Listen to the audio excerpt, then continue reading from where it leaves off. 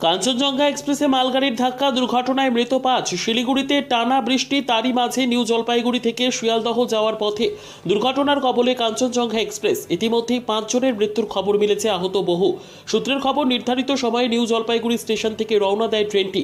নিজবাড়ি এবং রাঙাপানি স্টেশনের মাঝামাঝি এসে পৌঁছতেই ঘটে যায় দুর্ঘটনা।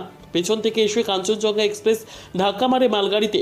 কাঞ্চনজঙ্ঘা এক্সপ্রেসের পেছনের দিকে দুটি কামরা লাইনচ্যুত হয়ে ছিটকে পড়ে। দুর্ঘটনার জেরে কলকাতা থেকে শিলিগুড়ি রেল যোগাযোগ আপাতত বন্ধ। সম্পূর্ণভাবে বন্ধ দূরপাল্লার ট্রেন চলাচল।